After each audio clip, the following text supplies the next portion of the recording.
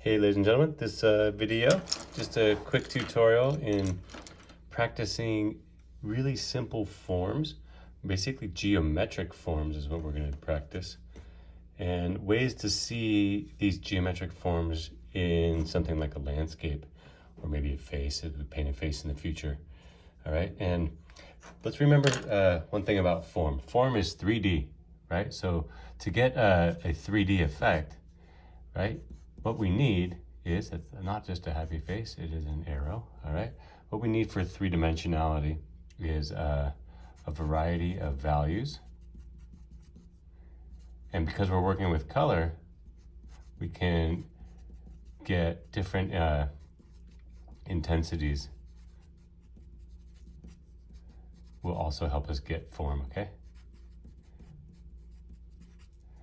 So you have different value, light and dark, different intensities. The amount of color will help things take form, be more 3D.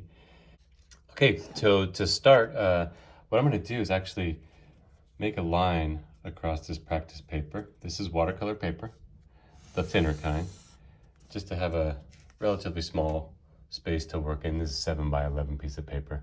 And this line is actually going to represent a horizon line. And what I'm going to do is not only show you some ways to create forms, but how they might be seen in a landscape as well. So you have like this depth of space that we're going to create too. All right, so I'm going to start with light colors. Generally in watercolor, I like to start with something light. So I'm getting some yellow off camera. All right, and I'm gonna first start with a ball. All right, and it starts with a circle. Put it down, working from the inside outwards. I'm trying not to outline too much.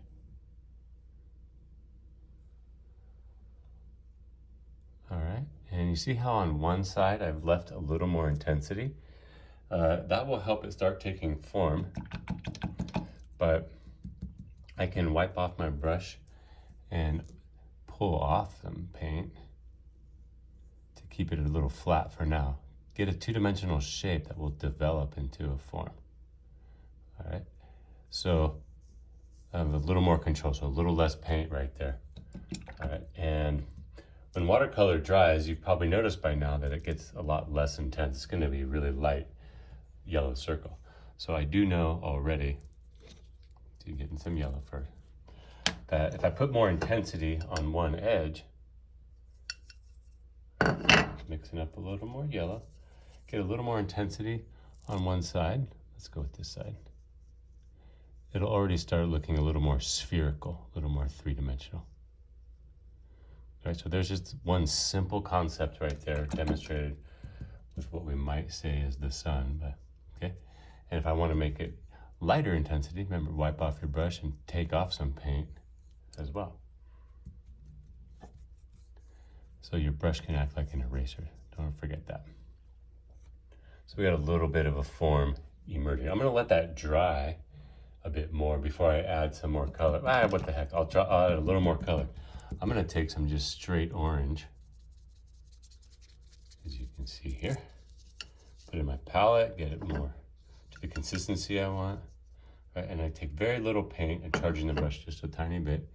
I'm going to put just a little bit at the edge.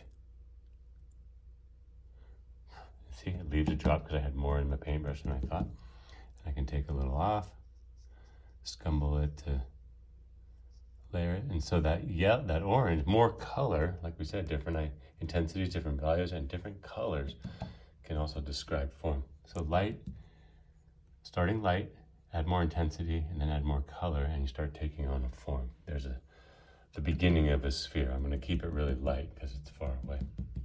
All right, next form, I'm going to go for a cone. All right, I'm going to practice cones quite a bit here. So how about, I'm going to start with just this candy green, secondary green, and what I want to do is add some more yellow and blue to it as well. So in my palette here, so you got this really bright green. Right, but I don't want it to be too candy green because it's gonna be far away. So I'm gonna add some blue and some yellow too, so make it my own. Another thing that when you're a painter is try to mix your colors, make your own little versions of green and blue and so on. It becomes your thing over time. Van Gogh was known for his yellows in his paintings. Now you can buy it in a tube. All right, here we go. Simple cone. All right, start as a triangle,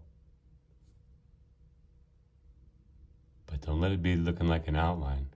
All right, and at the bottom, make it a little more rounded. All right, so I'm doing this with a round brush because it gives me this point that I want. I could try it with a flat brush as well. Okay, pulling off some paint now.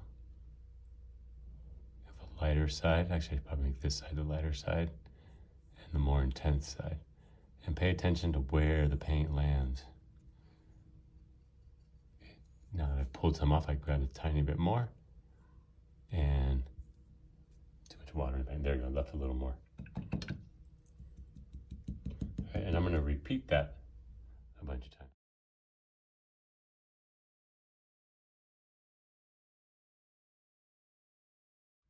Now I'm switching to a flat brush. I'm going to experiment with continuing the forms with the flat brush. All the painted so far is the round brush.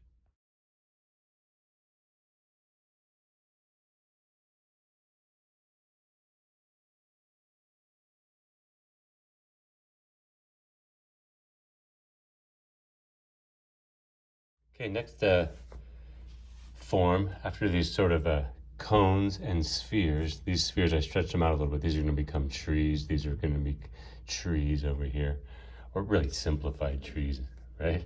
So there's no trunks on it yet. But before I get to that, let's do some cubes, rectangles too. All right, for a cube or rectangle, if you remember way back from when we did simple shapes in pencil, it's about painting the sides with accurate geometry. I'm going to make up some kind of cooler colors here. These the cubes will represent like rocks, you know, big boulders or something. So I'm going to use a lot of blue, but I'm going to throw some purple in it and then yellow to gray it down. So it'll be kind of grayish color. So blue, add a touch of purple.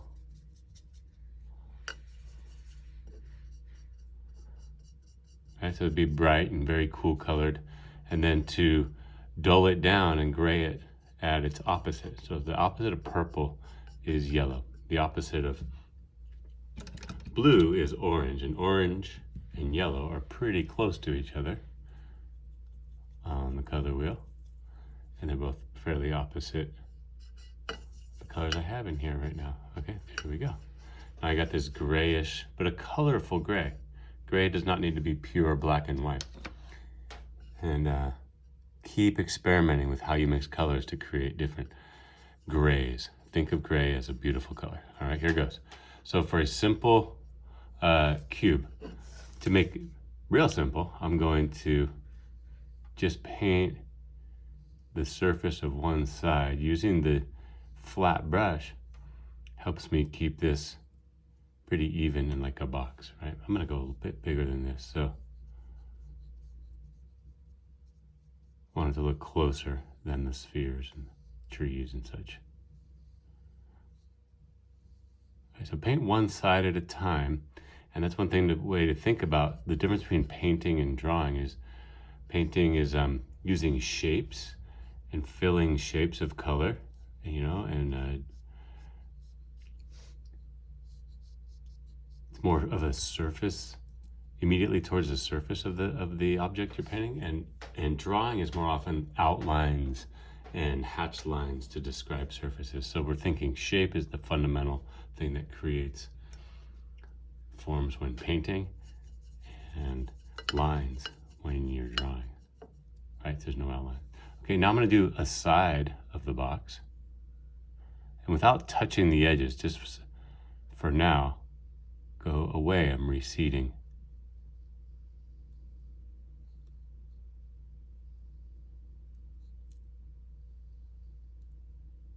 And we did a very similar thing when we did color pencil. If you remember, we drew simple forms in color pencil in our sketchbook. It's the same exact technique. I'm just showing some more brushstroke methods of doing so. All right, without actually outlining. And when you can avoid outlining, see I'm kind of paralleling this, eyeballing it, go across. All right, and eventually you want to bring the edges together, but I'm trying not to, so I keep the hard edge for now, let it dry, and then finish it with another color to help these edges stay hard. Nice, keep a hard edge. Wow. There's one simple rock box. All right, do another one. I'm gonna do this one be much taller. Watch, you can just go maybe something like this. This will be a weird pillar type rectangle cube. Okay, wiping the brush off to get this little puddle. Even it out. I'm being real gentle with the paper because it is, even though it's watercolor paper, it's still pretty thin, right? Now I'm gonna get the side, and I just wanna hold the brush at the angle, receding line.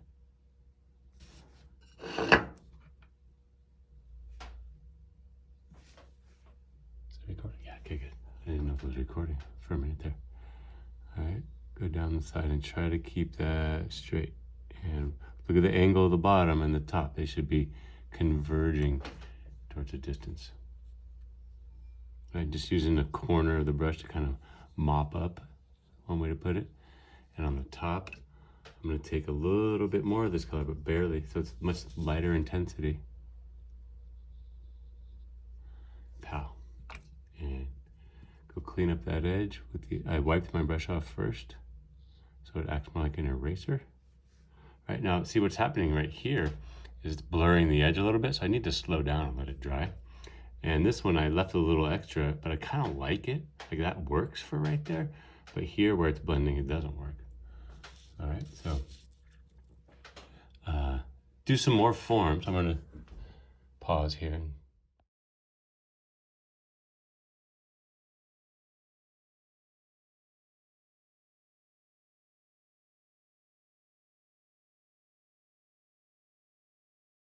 Okay, now I got a variety of geometric forms.